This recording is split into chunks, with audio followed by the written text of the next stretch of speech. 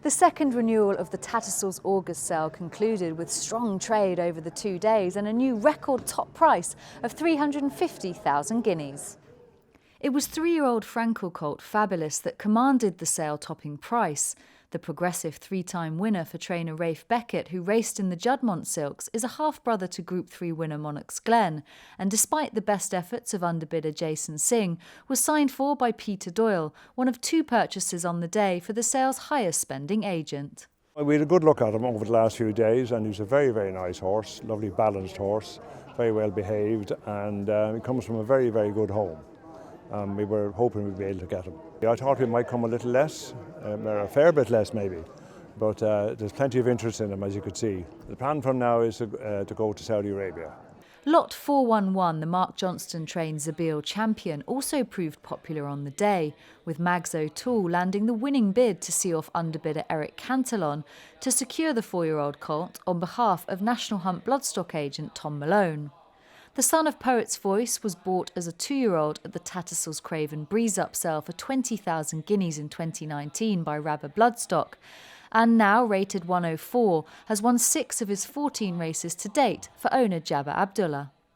Strong sustained investment from the Middle East continued at the top end of the sale, with 180,000 the price paid for the Shadwell consigned Tower Wreck by trainer Forsey Nas with Oliver St Lawrence, with a view to running the gelding in the upcoming Bahrain International Series.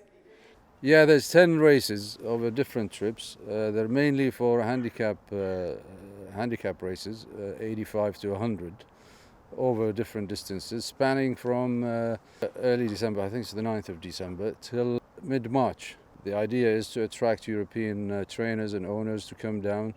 The horses will be based there for 90 days on temporary basis. And I think it's been looked at seriously by a lot of trainers from the UK anyway. The session topper on day 1 of the sale, Lot 169 Bungle Jungle Party, is also bound for the Middle East, when signed for by Charlie Gordon-Watson's Will Douglas on behalf of Qatari clients. The Jamie Railton consigned 2-year-old by Bungle in the Jungle, the sire of Group 1 Nunthorpe winner Winter Power, has run 4 times in France to date, most recently finishing 3rd in a listed race for his owners Teresa and Con Marnaine, who had secured the colt for just €12,000 as a yearling. Fine, big, strong colt. He was 16-1 with a clean set of x-rays and an A scope, so he ticked all the boxes. And I'd say next year, when he fills into his big frame, he'll be a lovely, lovely colt. And I think he'll stay a mile, no problem. There was huge interest in him. He hadn't won yet, and he did everything bar win. He was beaten ahead in a maiden down in France in a photo finish, and then we ran him in a listed race, and he finished 3rd and stayed on very well at the finish. So he was going to whatever new buyer as a maiden. So he was a lovely colt. International investors continue to make their presence felt on day 2, with agent Hubie de Berg securing a pair of Galileo colts from the Ballydole draft for 100,000 guineas and 80,000 guineas respectively on behalf of Australian client Derby Racing.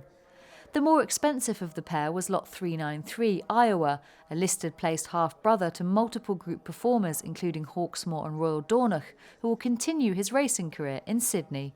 They're both for Derby, Scott Derby and Derby Racing. And they're both by Galileo, and there's no more of them around.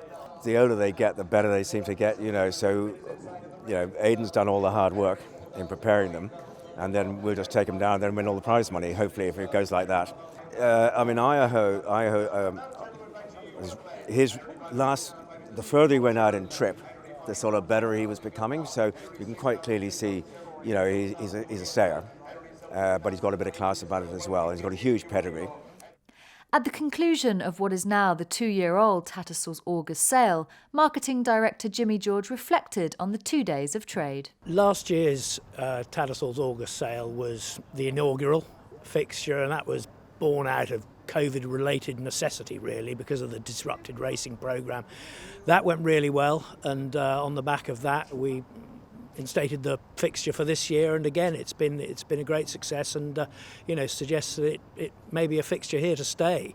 All the key indicators were all up on last year, the median, the average, and a record top price of 350,000 guineas for FABILIS. Another fine advertisement for Juddmonte, as ever great supporters of these sort of sales, as are so many of the leading owner breeders, Godolphin, Shadwell, Cheveley Park Stud.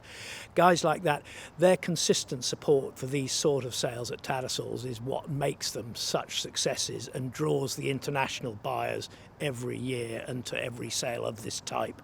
And again, they were key to the success of this particular fixture.